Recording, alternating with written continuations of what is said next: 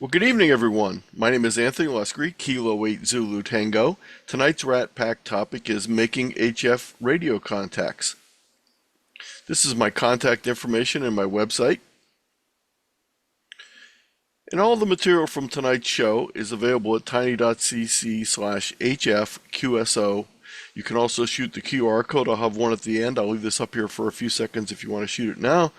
And this information will also be posted with the recorded video. By having access to the slideshow, you'll be able to click on a number of the links in tonight's show. Whenever you see this font, this serif font in italics, or this symbol, that means that there's a link you can click on for more information. So the purpose of tonight's slideshow is to help hams new to HF get on the air and make contacts. Some of the topics we're going to talk about is why do you need HF versus VHF and UHF, licenses and allocations of band allocations. What do you need? How do you find potential contacts? What to say once you start a contact, and some techniques. So many of us got into ham radio for the lure of talking with hams in faraway and exotic sounding places around the world. And these are all QSO cards from my collection of stations I've worked around the world. As a youngster, I very quickly realized I wouldn't be able to travel all around the world, but I heard about amateur radio and heard that you could talk to people around the world. To do this magic directly without wires, satellites, or the internet, using radio, we need HF, high frequency, the high frequency radio bands with their worldwide propagation. We can't do this on VHF or UHF. Now, we can link VHF and UHF repeaters together using things like the internet and have someone talk around the world, but not directly using radio frequencies. This is a chart for the US HF allocations. And we're a little different than a lot of the country's first allocations. Beginning allocations, the technician class license, doesn't have single sideband on most of the HF bands. The only exception is single sideband HF for technicians is 10 meters. That is the only HF band with technician single sideband privileges and technician digital privileges. Now, there are 4 bands that do have CW privileges for technicians. We'll talk a little bit more about those later. So the effect of this license allocation on HF contacts: with a technician class license, HF contacts are limited to single sideband and digital on digital such as FT8 or FT4 only on 10 meters. 10 meter activity, unfortunately, is very dependent on the sunspot cycle. We're near the peak of the sunspot cycle right now, so there is a lot of 10 meter activity, but in 3 or 4 years, it'll dwindle down to almost none. With a general class license, you will have access to single sideband and digital contacts on all HF bands. Now, not on all frequencies on those bands. There are some donut holes on 4 bands where you need an extra class license to use the entire band, but for the most part, you have access on all the bands and most of the frequencies with a general class license. Now, if you're using CW, you can make HF contacts with the technician class license on 80, 40, 15, and 10 meters. The problem is most technicians don't know CW, and we'll save that for another presentation. The bottom line is you need to get a general or extra class license if you want to work single sideband or digital on all the HF bands on a regular basis throughout the sunspot cycle. What do you need to make an HF contact? We need an HF radio. There's a couple different types out there. There's multi-band radios that cover 160 meters through 10 meters, the vast majority of the HF bands, actually all the HF bands, or a single band radio. But it needs to be capable of single sideband if you want to make single sideband contacts, or if you want to make digital contacts, because digital contacts such as FT8 and FT4 require the radio have single sideband capabilities. Now, you also need an HF antenna. Now, you can get away with not having number 1 and number 2 if you want to operate remotely and someone will let you use their station. But we're not going to really talk about that today. We're going to assume that you want to operate from your shack. You also need a feed line to connect the radio to the antenna. And you're going to need some sort of input device. If you're going to operate on single sideband, you're going to need a microphone. On digital, you're going to need a computer interface and some software to be able to operate. Here's a typical HF station. I forgot to mention one important extra. There's always extras and ups in amateur radios, my wife will tell you. And that's you're going to probably need a 12-volt power supply to operate your radio. Although some radios do plug directly into 110 AC and have a built-in power supply, most of them require an external 12-volt power supply or battery to operate. So here's a typical HF radio, and the antenna connection is via this cable running outside. Now, I'm not going to have time tonight to talk about buying an amateur radio transceiver, but I have a whole presentation on that. And if you click on this link, that shows you, for example, how these links work. It'll take you out to that full presentation. And in this presentation on the third slide, there's another link that you can click on, and that is a spreadsheet comparing a variety of HF radios that are available. The spreadsheet actually has VHF and UHF radios on it also, but we're going to concentrate on the HF radios. We'll wait for that to come back around here because it's taking a minute to load. Then also with antennas, again, we won't have enough time to discuss that tonight, but I have a presentation I've done for RATPAC called the 10 worst antennas for amateur radio and how you can do better. Don't worry about the worst ones, worry about how you can do better with some simple antennas such as dipoles that can get you on the air very quickly. Let's see if our spreadsheet opened up. Here we go. So this is the spreadsheet. And if you notice down here, it says HF rig matrix, and it has a number of radios that are either currently available or are recently discontinued. And you'll see that there's information on different styles, what bands they cover, what modes they handle, some other features, including things such as price. And you'll notice that I have them from a number of vendors here. You can click on the links and go out and view more information on those and down through the list here.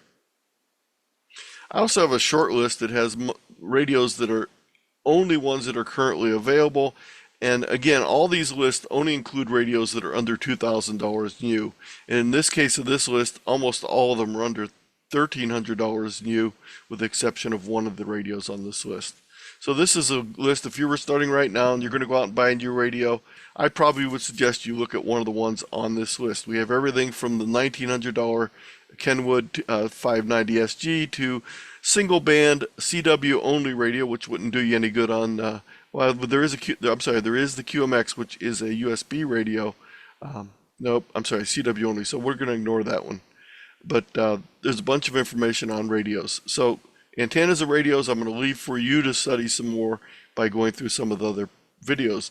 And I'm not going to talk anymore about digital tonight. I'm going to concentrate on single sideband. So if you're interested in FT8, FT4, there's a whole nother presentation for that.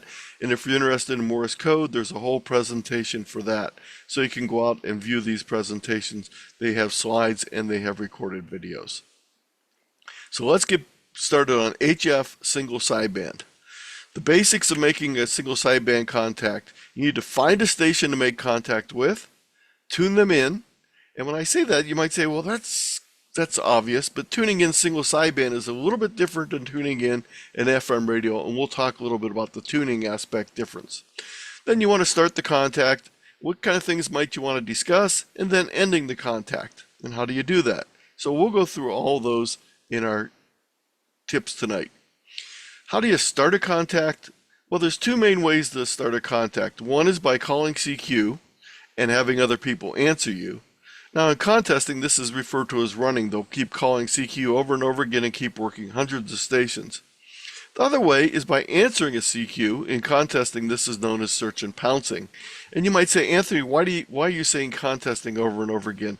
Well, I'm going to tell you, even if you're not interested in the competitive aspect of contesting, contests mean there's a lot of people on the air that want to talk to you. So I'll talk a little bit more about the advantages of getting on the air during contests, even if you're not interested in competing. So we can run or we can hunt and pounce. Most new hams, when they're first starting out on HF, tend to answer CQs. It's a little bit easier. You're only dealing with one person. You have plenty of time to get their call sign down and know everything that's going on. Whereas if you call CQ, you might have 10 people come back to you at the same time, and it might be a little confusing. So most people start off by answering CQs, but that doesn't mean you can't call CQ also.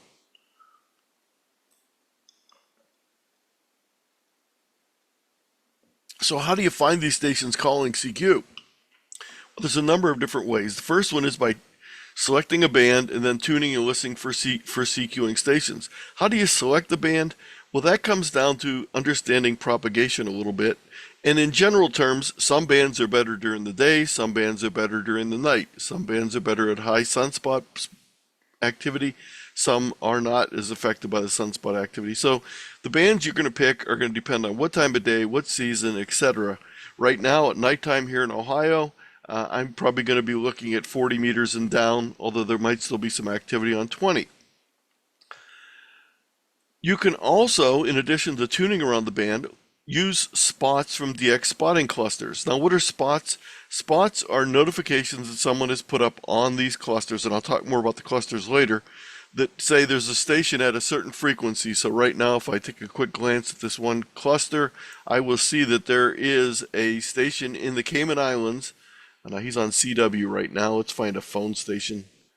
Here's a station in Chile on 20 meters, 14269. And he's being spotted by a station. It's a W8, so probably I can hear him and I probably could work him. We'll talk more about those clusters in a few minutes. So back to our list. Sometimes there's a suggested frequency. When are there suggested frequencies? Sometimes for special event stations, they'll say we're going to listen at a certain frequency. Now with HF, it's not like on a repeater where you have a single, where you know a specific place.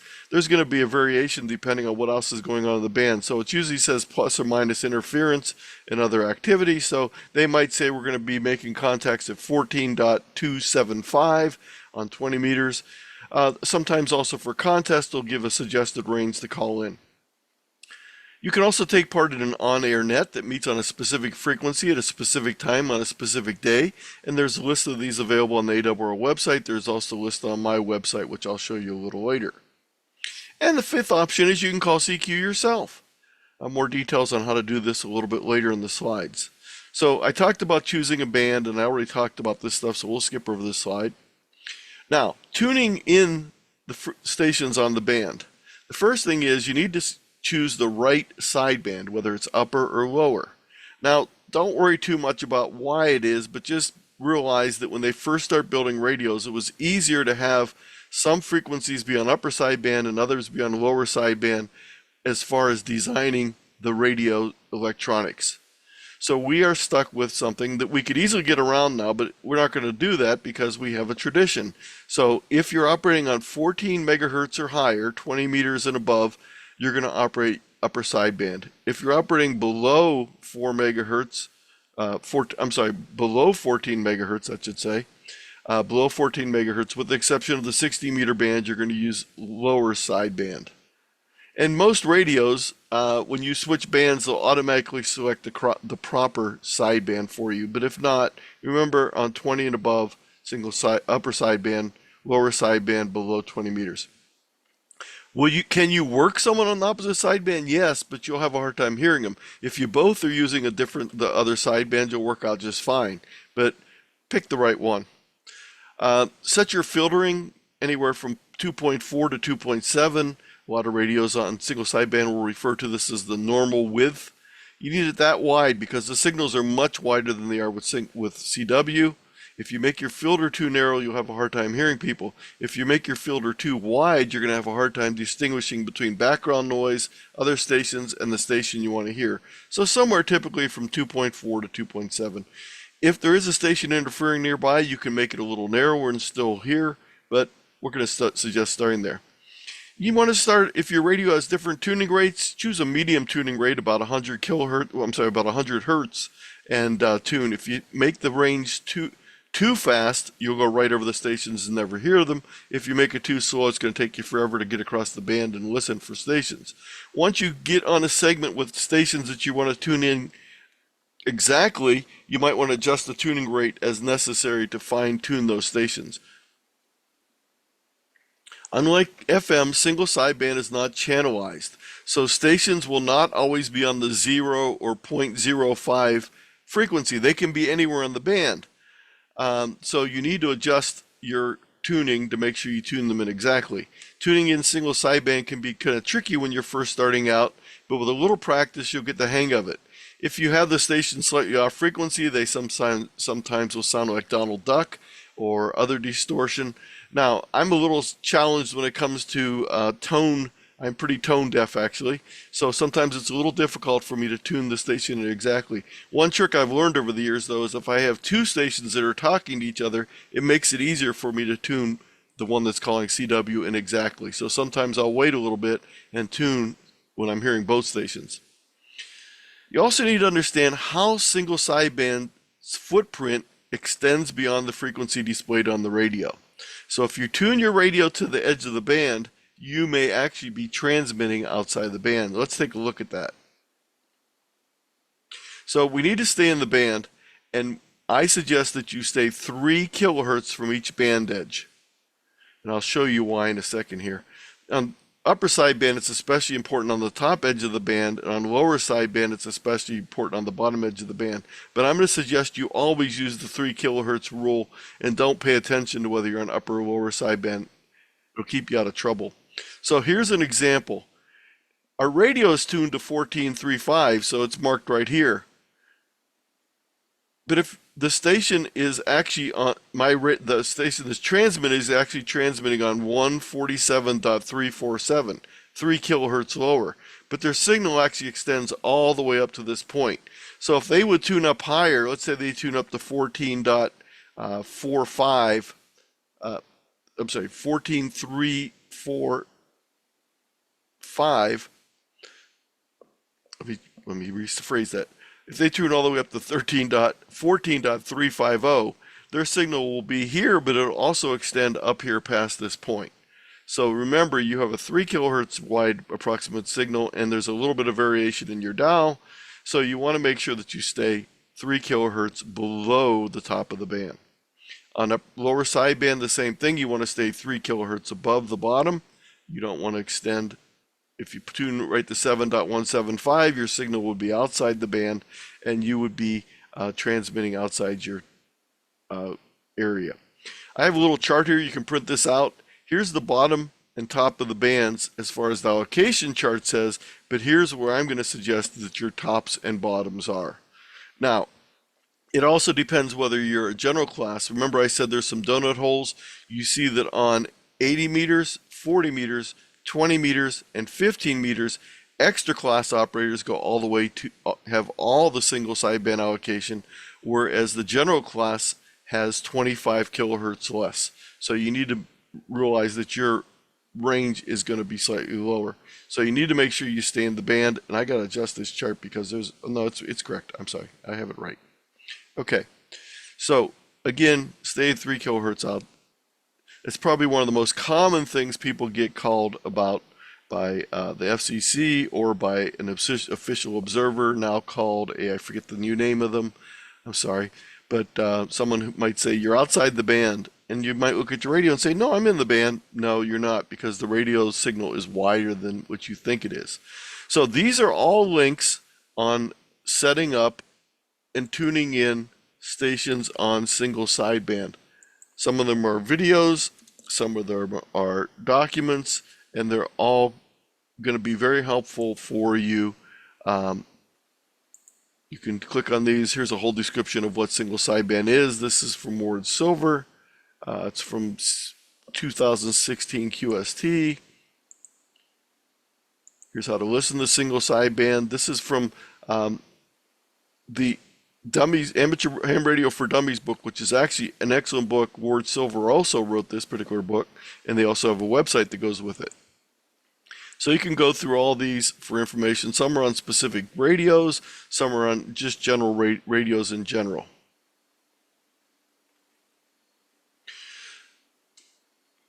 When you're listening for stations to respond to, you might hear stations calling CQ, but they might be saying something else besides CQ.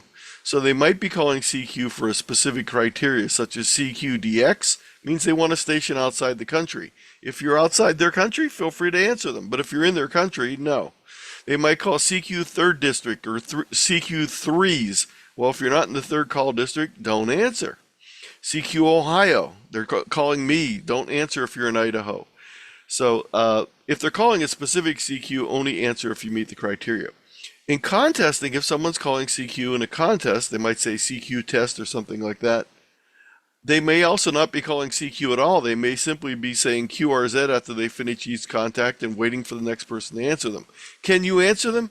If you meet the criteria for working a station in that contest, yes, you can. So if the contest is for a DX only stations and you're in the United States and you hear another United States station calling, don't answer them. But if you hear a DX station, if it's the Florida QSO party, you can call them as long as they're in Florida.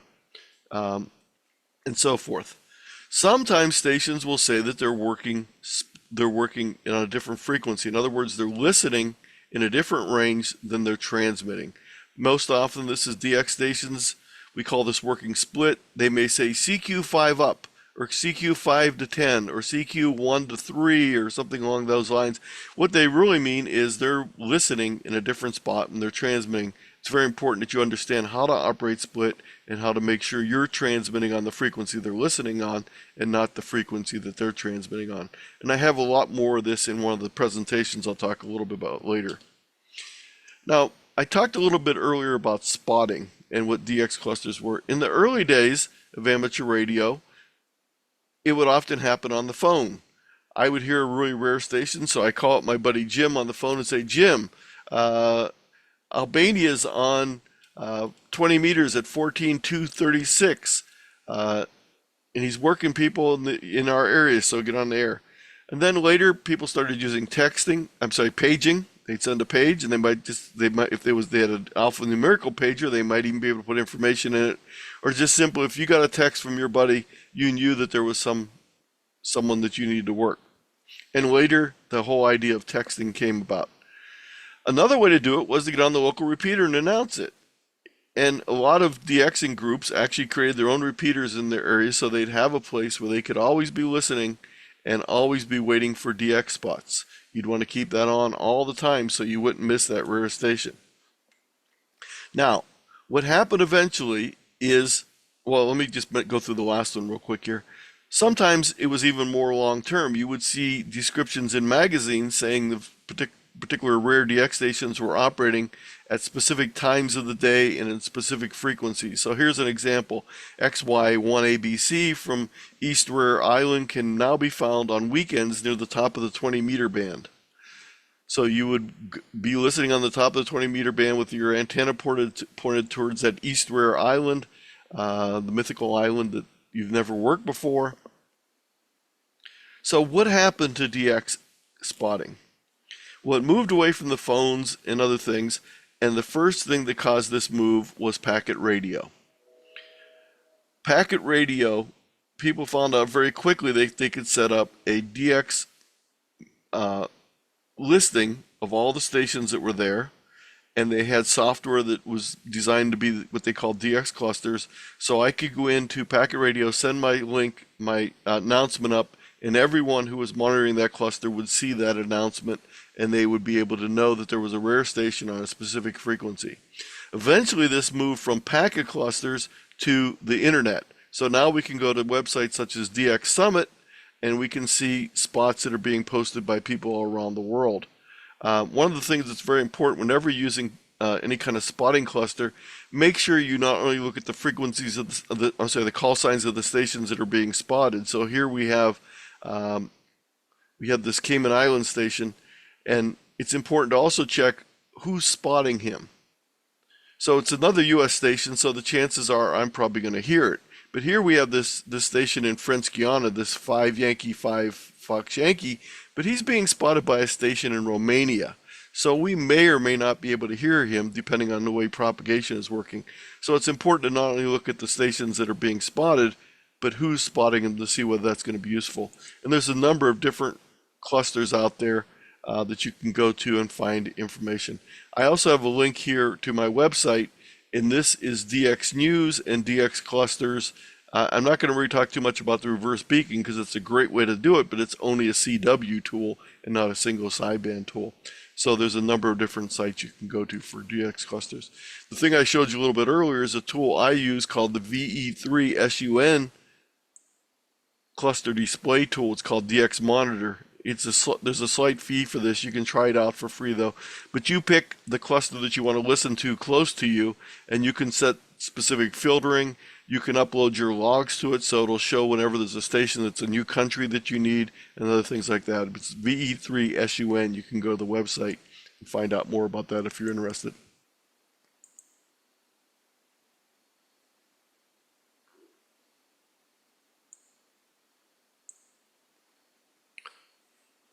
Now, finding stations can also be helpful if you know what the suggested frequencies are. How do you find that? So if you go out to this WA7 BNM contest calendar, this is a great place to find out what contests are going on. So I can look here and see that the CQ Worldwide DX RTTY contest is taking place on Saturday and Sunday.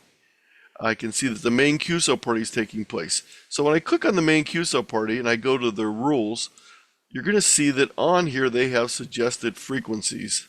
At least I'm assuming they will. Maybe not. Yeah, here they are. Nope. Well, let's try another one.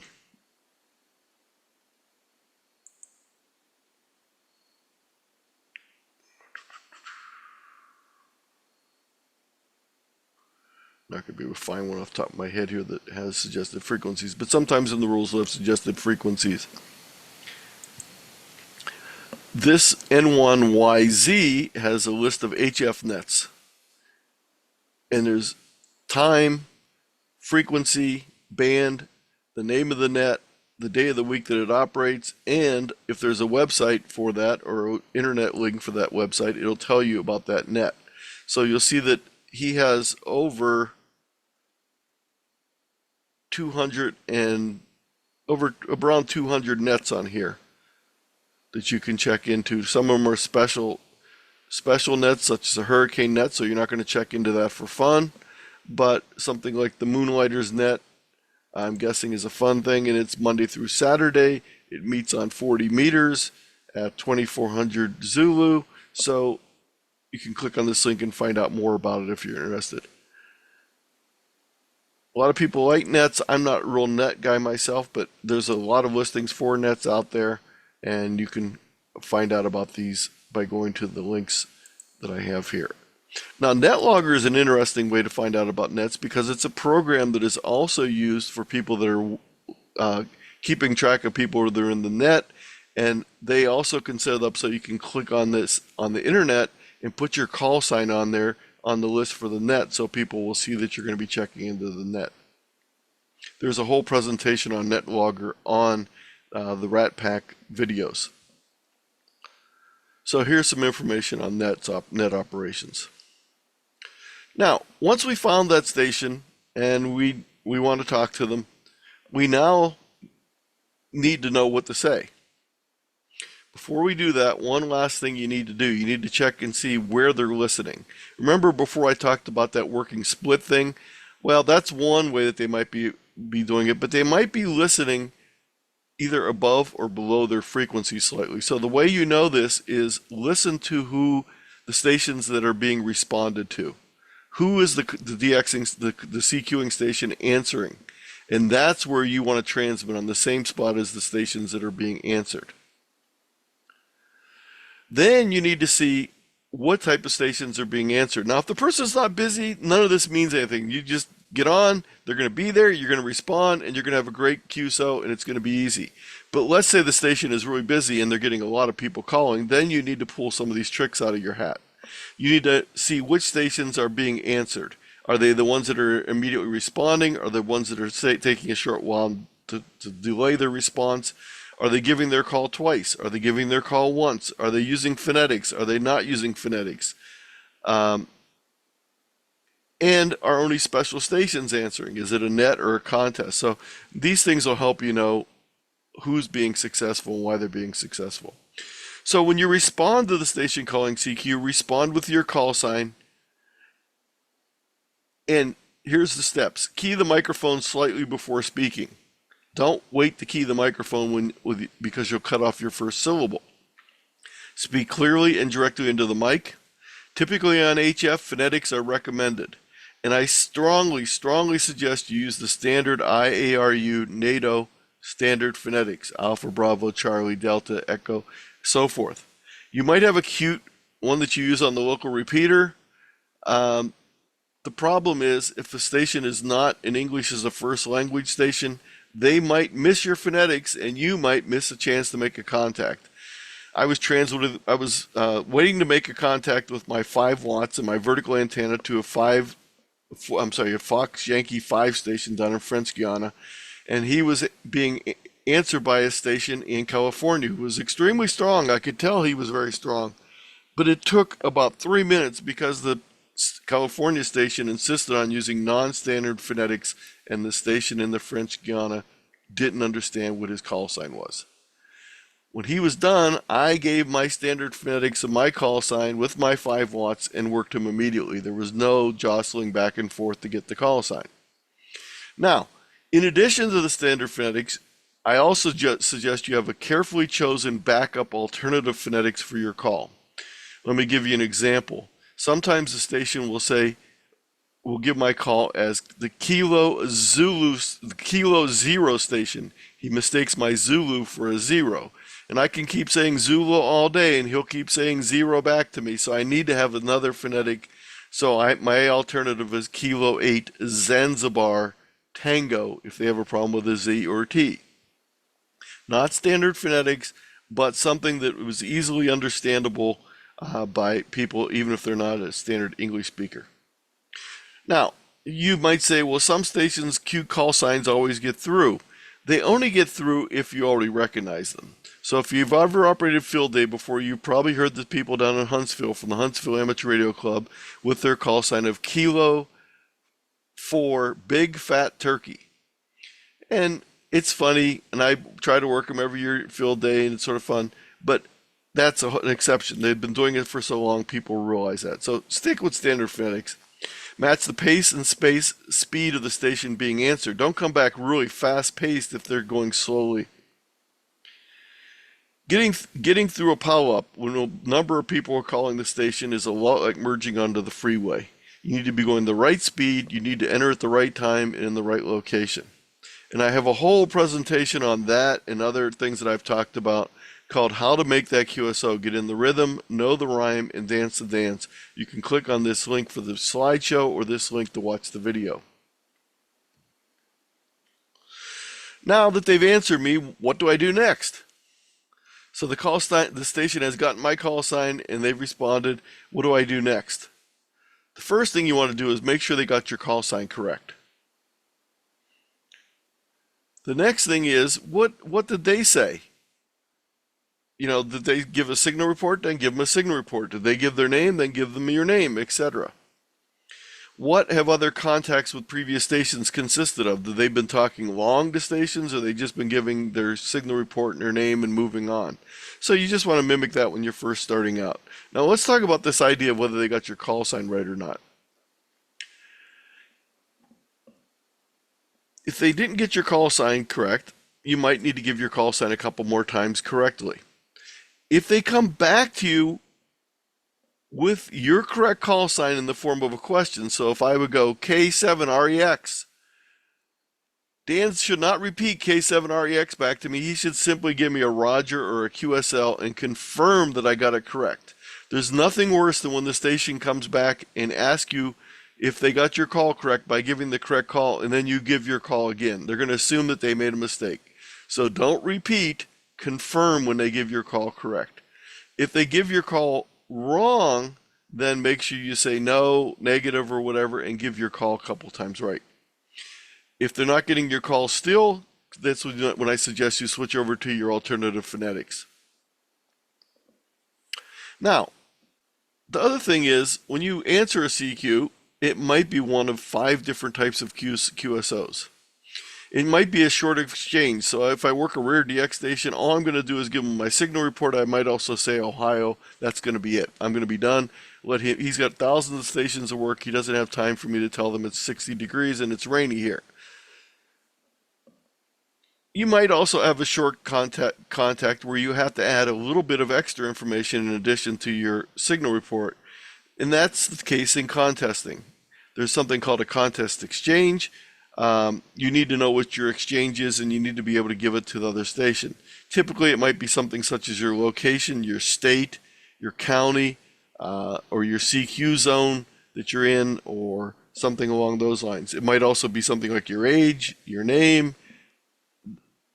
There's a whole bunch of different contest exchanges. In my presentation on contesting introduction, I talk a lot about that. But just be aware that if you need to give an exchange, you need to know what it's going to be. And the easy way to do that is if you look up ahead on the contest calendar, see what the exchange is.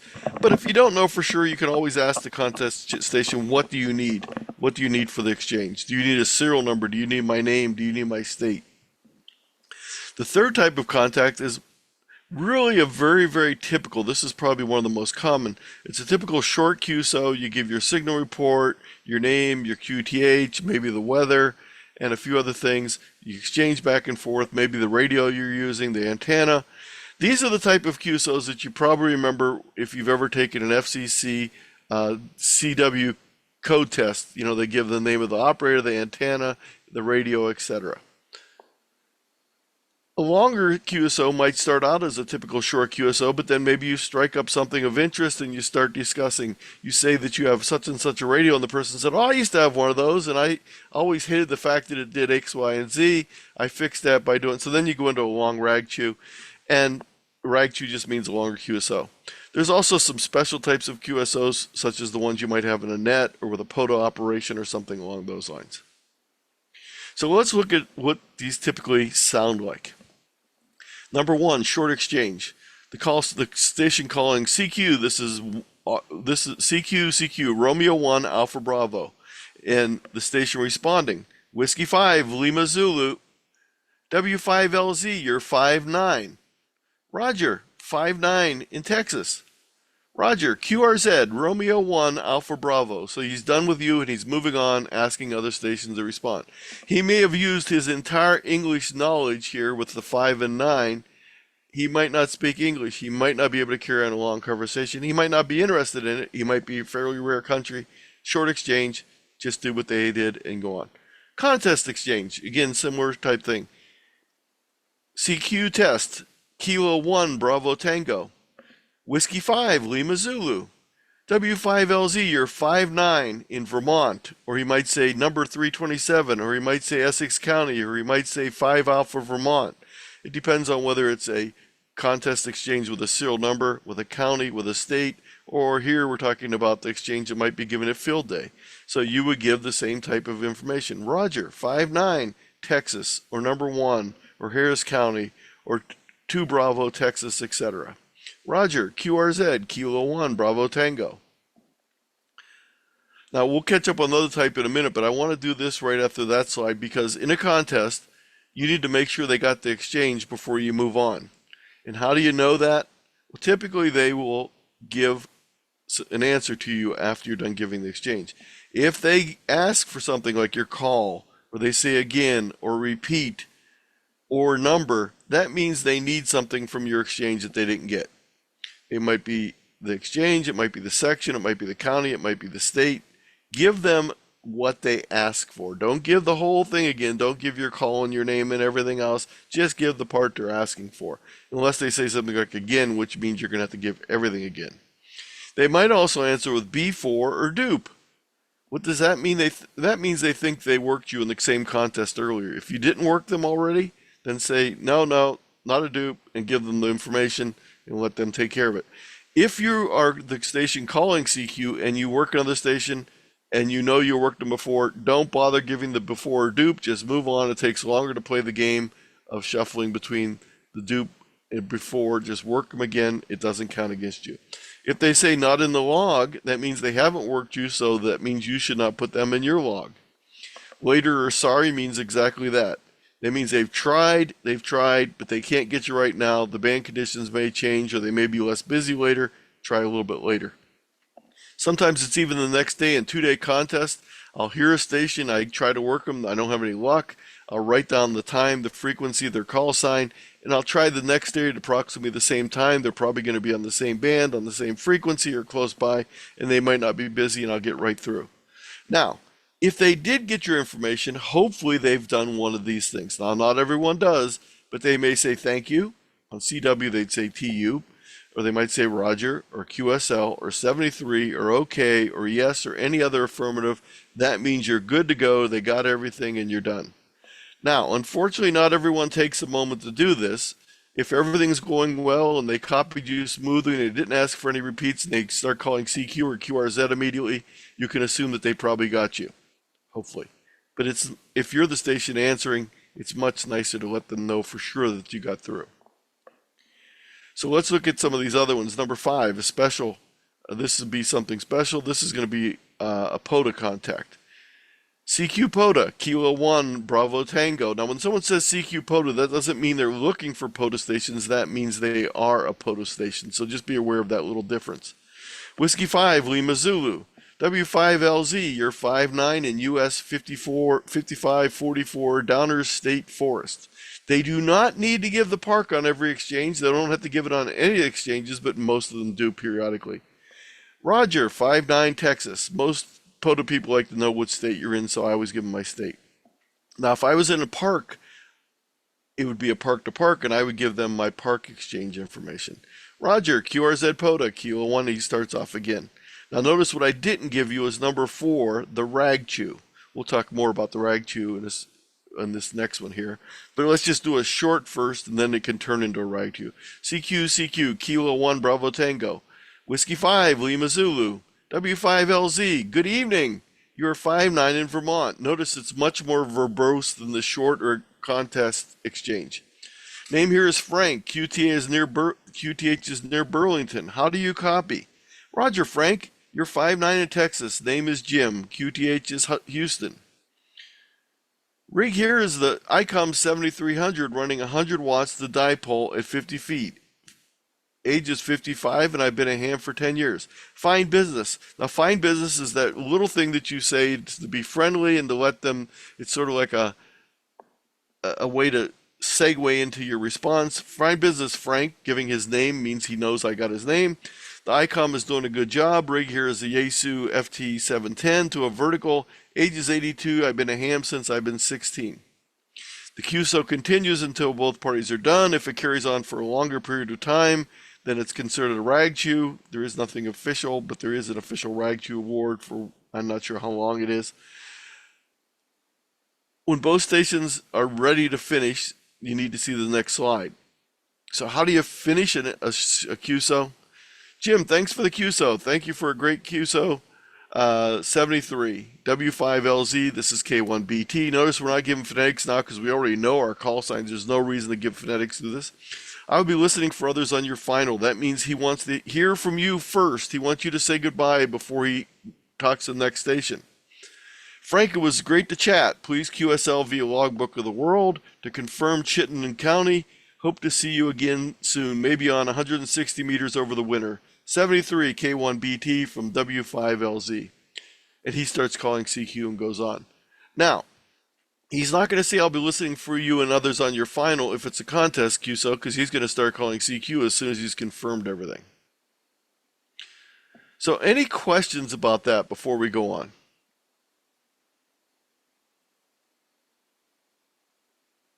Okay, I'll have time at the end, so jot your questions down.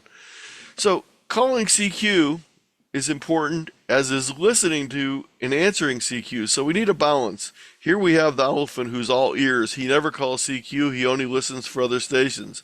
And here we have the alligator. He only calls CQ. He never listens for other stations calling CQ. Now, if everyone on the band was an elephant, no one would ever call CQ. If everyone was an alligator, no one would ever answer anyone else's CQ. So we need a balance between the elephant and the alligator. And isn't AI art great? In addition to listening for other stations calling CQ, it's important that you occasionally call CQ yourself. Now, don't worry, if you're just starting out, I'm going to give you plenty of time. And if you have a really weak signal, don't do it then. Do it when you have a great, strong signal or the band conditions are really good. CQ, CQ, this is W8ABC. How do you call CQ? First, you choose a band and segment as you did for listening. Tune around until you found a clear frequency, one where a QSO is not already going on. Listen for a while to make sure the frequency is clear. Press the mic and say, "Is this frequency in use?" Now, the abbreviation for "is this frequency in use" is QRL. Do that on CW. On phone, ask, "Is this frequency in use?" There's no reason to say QRL, and QRL is too short. You need to make sure that both stations in the conversation are hearing you. Listen for a while, because sometimes the station talking may be too close to you and you're not hearing them, and the other station will come back. If there's no response, then you can begin calling CQ, or you might do this twice. What happens if they come back after you start calling CQ? Be gracious and move to another frequency and find another clear frequency. The type of CQ that you can call is just like the ones we saw earlier. You can give a general non-specific CQ, anyone can respond. You can give a CQ contest. Quite often we give the name of the contest, so like CQ Ohio QSO Party, etc., etc. A specific CQ if you only want to work DX, if you want to only work a specific location, if you're only working in a specific operating event or mode, etc., etc. It's your choice. Now, between calling CQ and answering CQs, how do you make a lot of contacts? Well, the trick is get on when the bands are busy. And when are the bands busy? During contests and weekends. They're also a little bit busier during the winter than during the summer. They're also a little bit busier on field day weekend than the Monday after field day when people are all exhausted. There are some contests during the week, though, also, and I'll talk about those in a few seconds. Practice both calling CQ and answering CQ. Practice making contacts. Use a computer-based logging software. It's much faster. I know a lot of people that make a contact, then they need to pause to write everything into their log. If you're typing it into your log while you're talking, you can go on and work the next station easier. Before I move on, though, there is a phone contest. It's 1 hour long every Tuesday evening. It's called the Phone Fray, PHRAY. If you go to that contest calendar I talked about before and look at Tuesdays, you'll see the Phone Fray is on there. It's a 1 hour contest, and it's a great way to just get on and make some quick single sideband contacts. So if we look here on Tuesday, and we find the Phone Fray, where's it at? It's called Phone Weekly Test now. I guess they're not saying Phone Fray anymore. So it's at 02 to 300 Zulu. So it's in the evening. And here's the information on how to do it. It's 160 meters, 80 meters, 20 meters, 20 and 15. Single watt, limit to 100 watts power. The exchange is your name and your state or province. So I be Al because, by the way, when you're contesting, you don't have to use your real name. And my name is too long and people have trouble writing it down. And I detest Tony. It doesn't ring a bell at all to me. So I use AL, which happen to be my initials, but most people think it's Al. So that's a contest that's available every week to work. Okay, some other resources. There is a 4-part video series on RATPAC, 4+ hours of video with slideshows, etc., that Dennis Kidder, W6DQ, and I did about 2 years ago. You can go watch all the videos. You can go through the 250 slideshow for all 4 videos. There's also the same thing. I know we're not talking about VHF, UHF tonight, but with Marty Wall, I did the same thing. There's another 4 hours of video. So if you go on this link, it'll tell you about both of these series. It'll give you the links to each week's video and the slideshow for both the VHF and for the HF section, so you can go through all those. Now, if you're from the UK, I don't see anyone from the UK tonight. We have a UK version of this 4 hours of video in the UK version also. So that is something I suggest you pass on to your club. If you have a club newsletter, use this link. You get this sheet right here. You can print out the sheet and send, and you can share this sheet with your editor, and they can run this in your newsletter. If you're interested in contesting, I have a slideshow that I did for RATPAC last fall, I think it was, last summer. There's also a video recording. I also created a class for the AWO Learning Network. It's called Introduction to Amateur Radio Contesting. There's 5 modules. When you go through, you get this suitable for framing PDF that you can, suitable for printing PDF. Also, there's a pretty good book out there from Doug Grant, Amateur Radio Contesting for Beginners.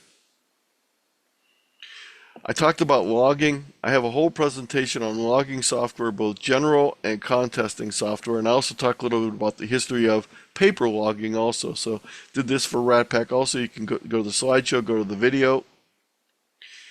This is a presentation on how to deal with problems. Let's say you do everything I said tonight, and every time you answer everyone, no one's answering you, or every time you call CQ, no one comes back to you. It might not be because no one likes you. It might be because there's a problem with your signal. And this talks about 5 or 6 different ways that you can check your signal remotely using other people, using online resources, etc. One of those online resources is going to come up in the later slide here, and I'll mention that in a moment.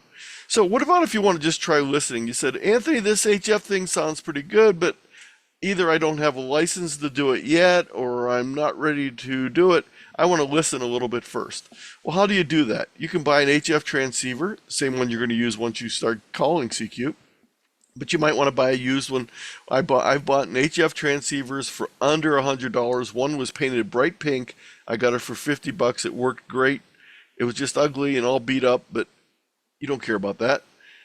You can also buy a ham HF receiver. There's not many of them out there, and guess what? They're as expensive or sometimes more expensive than the transceiver, so I probably wouldn't go that route.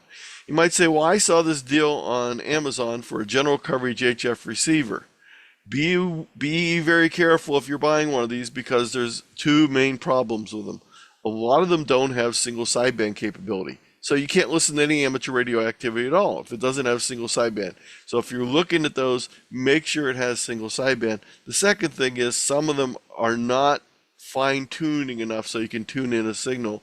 It's easy to tune in a really broad and wide AM shortwave broadcast station, but a lower power amateur radio station working at a weird frequency might be difficult to tune in. So if you go out and start looking for, let's say you go to Amazon, and you go out and you shop for shortwave radio, you're going to see that most of them are very inexpensive, but probably not suited for what you want to do. I can guarantee you this one for $9 doesn't have single sideband, and it's not going to be able to do fine tuning that you need. So you need to find one that has single sideband. And you're going to see once you do that, the prices are going to jump considerably. And some of these work okay, but some of them don't. So make sure you check the reviews. This is actually a pretty decent one for $80. But I even have something better. You could buy a shortwave software-defined HF dongle and use your computer and an antenna to listen. That's okay too, but something even better.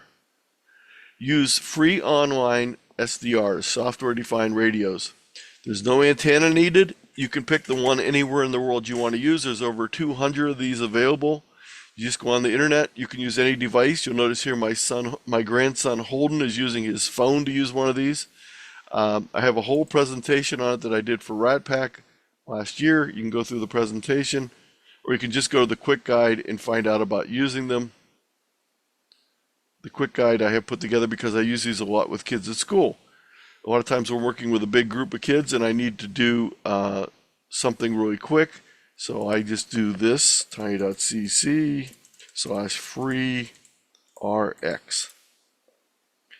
And this will tell you everything you need to know to get started with these free software-defined radios. You can go to a place like WebSDR, and once you get there, you can go through any of the hundreds of stations around the world. You can pick the one you want, the frequencies you want. You can even listen to yourself transmitting if you pick one that's not close to your home. I have more details here on what the interfaces look like. I have information on shortwave listening. I have the DX clusters so that people can find things to look for. And these are the things I give the kids. There's the frequencies and when they're useful on the ham bands. Now, when I was a kid, I had to put together a shortwave radio. My parents let me put an antenna up, but only in the basement on the floor joist, because I lived in the basement. So could you imagine giving a kid a high-performance single sideband radio with a good antenna, and they could move it around the world any place they want to listen from? And that's basically what you get with these online software-defined radios. So if you just want to listen or you want to have other people listen, I would strongly suggest you take a look at this. That's it. I'll go ahead and take questions, comments, complaints. Dan's in charge of all complaints, but I'll take the questions and comments. I'll leave this on the screen for a few minutes here, but before I do, just want to show you real quick. I also have a link to all my presentations at tiny.cc/KZT-P, and you can go through and find any of the presentations here. A lot of them have videos that have been recorded by various clubs or groups. You can do that. And if you'd like to have me do a presentation for your local club, I'd be happy to. I'm working on Present All States and Present DXCC. I've done over 500 since the beginning of the pandemic. So shoot the QR code. That'll give you access. We'll also post it on the website tomorrow or the next day when we do the recording. I'll go ahead and take questions.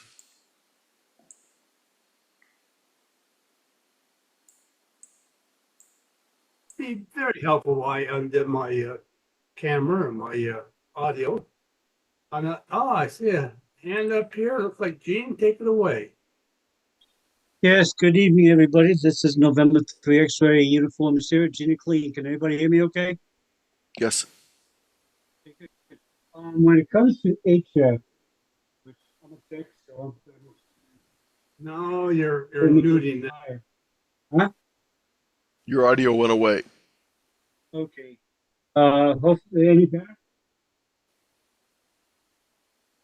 Any better? No, not really. Okay, I'm questioning about how effective or informed are tuners on the HF band. Dan, are you hearing him? I'm not hearing that. No, he comes Okay, Gene, on. we'll come back to you. Go ahead and see if you can figure out what's going on. We'll come back to you. Try the little test with the the video tool. All right. Anybody else there? Put your hand up or put it in chat. And just remember, you left it out, Anthony. If you hear QRP, it means you're running very low power. Yeah, but you know what? I never call QRP. I never give QRP with my call sign. I just work them anyway. Okay. But sometimes when you're calling and someone hears QRP, they will give you precedence. Sometimes, yeah, but I don't do that. Right.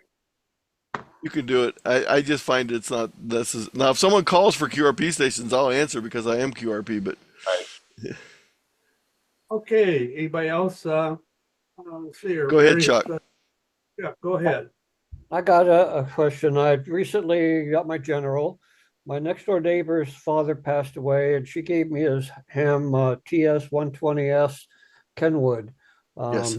I have no antenna for it, so I'm looking to decide what kind of antenna to get for it. I'm hoping that this radio is going to do just what I want it to do, at least for now. It's got upper sideband, lower sideband switch, and things like that. But the antenna information that you had on there, if I go to your website, I can get back to that page. Yes. Yes, you can.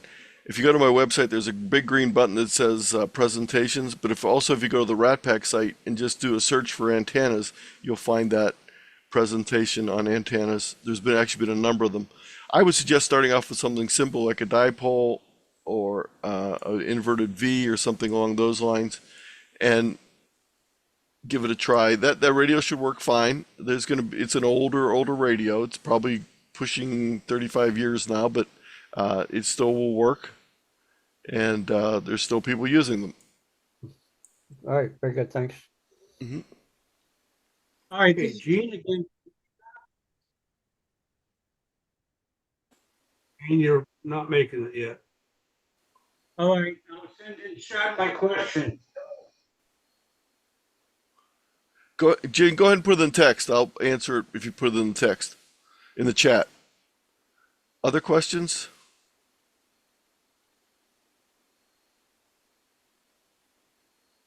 Again, if you're just starting out, I know I gave a lot of material tonight. Don't be worried. You can go through it step by step and you'll be fine.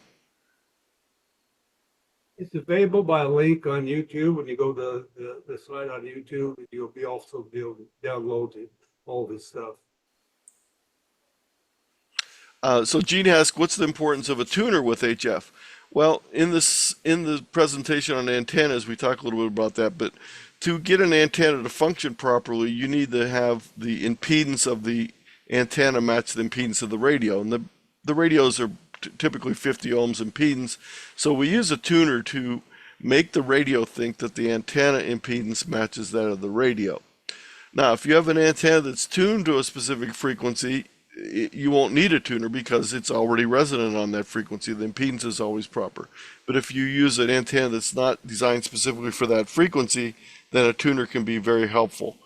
But the tuners in radios themselves typically are about a 1:3 ratio. So they will only touch up something that's fairly close to begin with. If you go to the chart, let me just show this real quick here. If you go to the chart that I was talking about earlier and look at some of these radios,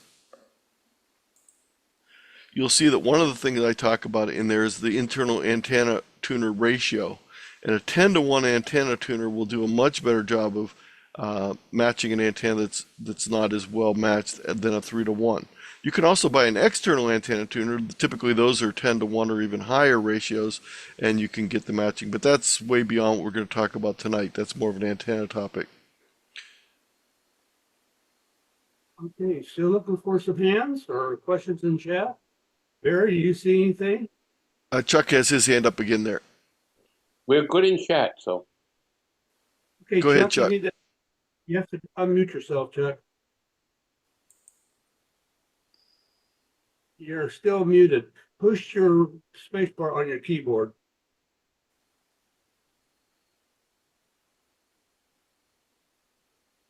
Nope, still muted.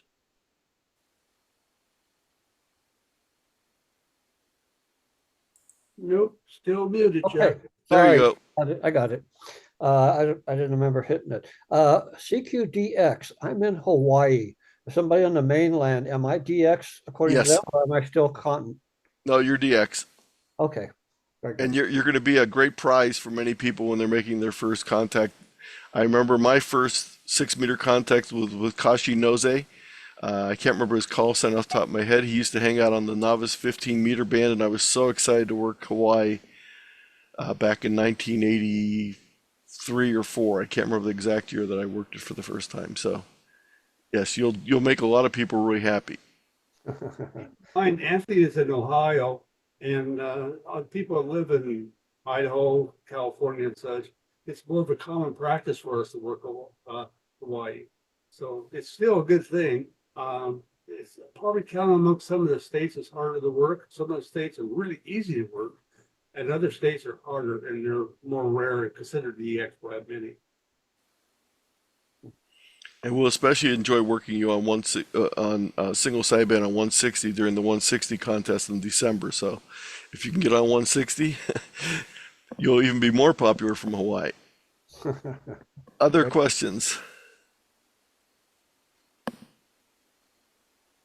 Okay, still looking for hands up or comments and text. Barry, do you see anything? Nope, we're good. There's always time to pull in the old diehard. Dan, are you available? You always got something. He's gone, I think. He's gone. He had a net to go to. Okay, Well, I got past the hour, Dan. Don't worry. I see that. Shame on you. 4 minutes so far. All right. Anybody else before we close this down tonight? Barry, no audio. I'm not saying anything. Oh, okay. Just made a noise and it dripped there.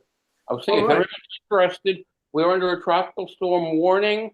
We're going to get high winds and a little bit of rain tomorrow, but the northern part of Florida is going to get a Category 4 hurricane probably late tomorrow or early Friday morning. There's lots of resources being brought into bear from the feds, from all the different non-governmental agencies, and the power companies have like 1,500 employees and trucks ready to go in case they lose power. So it's going to be interesting the next few days, next couple of hours, but we're okay. That's pretty routine for Florida. Now, if we had that same situation here in Idaho, we'd be making national news year round. Well, I guess Tallahassee has not had a Category 3 or higher hurricane in like 500 years. So it's going to be very rare for them. They're actually thinking of moving the state EOC to Pensacola because it'll be right in the cross eyes of the hurricane eye. So it's going to be interesting. Right. Well, with that, we'll put another call out there. Make sure everybody's got a question before we pull the plug here. Anybody else? Going once? Thank you for coming. Going. Say again, Barry? Yes, thank you all for coming. Yes. Thank you all. 73s, and we'll see you next week. Same time, same place. 73s, everybody.